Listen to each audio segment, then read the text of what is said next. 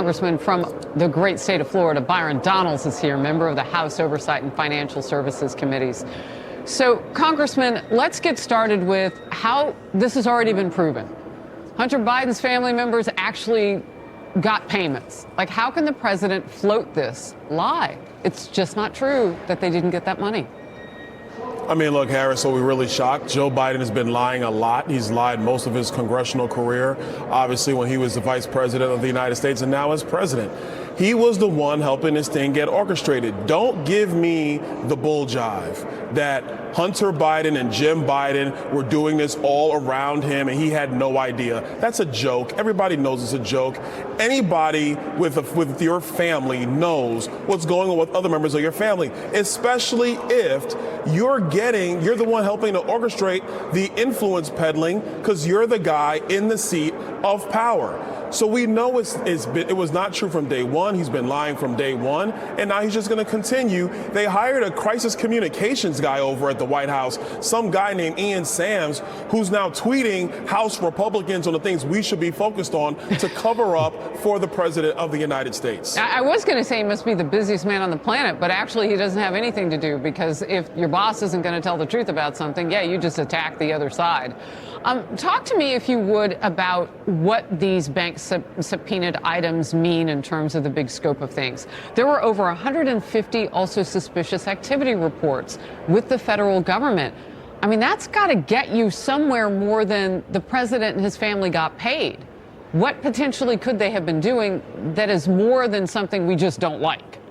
Well, I don't want to speculate, but I'm just going to tell you right now, it's not good. Most Americans might, and I say might, get one suspicious activity report over their lifetime. The Biden family has 150, and it's so nefarious. Joe Biden is the first president to stop Congress from being able to see these suspicious activity reports. Even Maxine Waters was upset about Joe Biden's conduct with respect to blocking Congress from seeing these reports.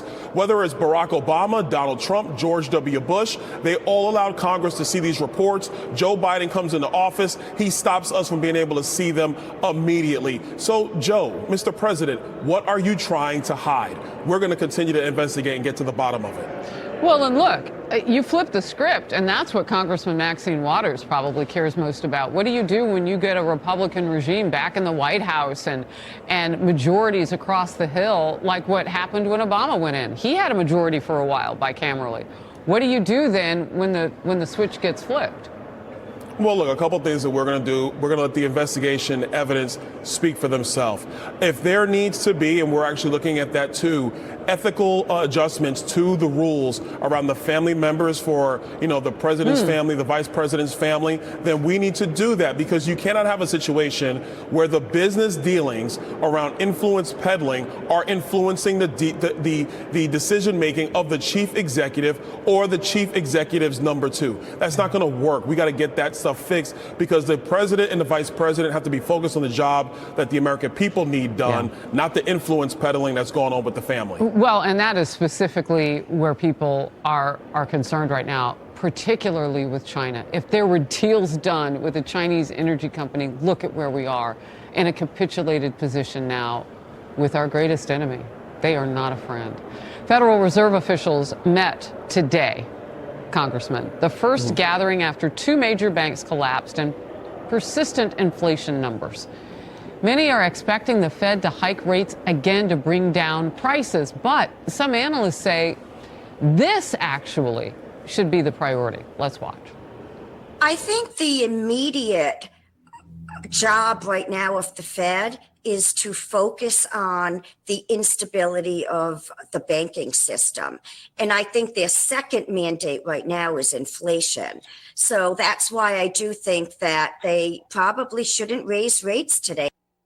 All right, I want to go right back to the congressman now. You sitting on the committee dealing with this situation with finance. What's your take on next steps for the nation? The Fed's job needs to be curtailing this inflation, getting it under control, because it is crippling families who are poor in America, senior citizens on fixed incomes. They're being hurt the most by this. If you don't get this contagion of inflation out of our economy, it's only going to be worse for everybody. So that is job one. With respect to bank balance sheets, that right now there is that backstop that the Fed opened up.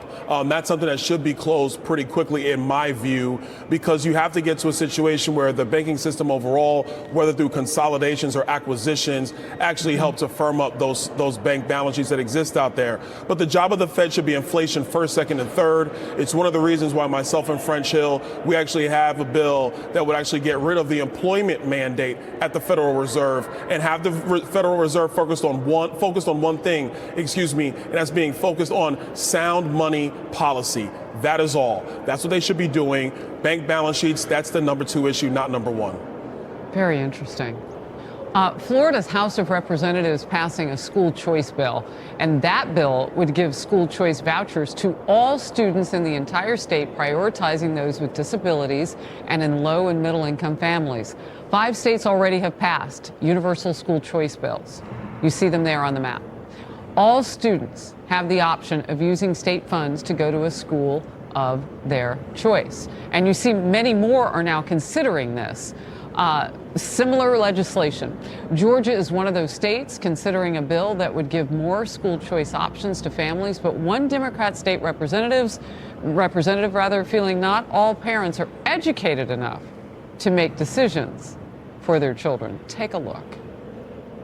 Access is a problem. I see parents being able to direct their child's education, and they are already in the lower 25 percentile, meaning a lot of those parents did not finish high school and could not finish their own education.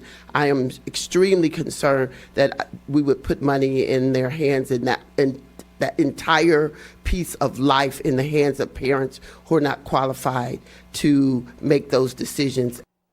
What would you say to that state representative, that Democrat from Georgia? I'd say you're absolutely wrong.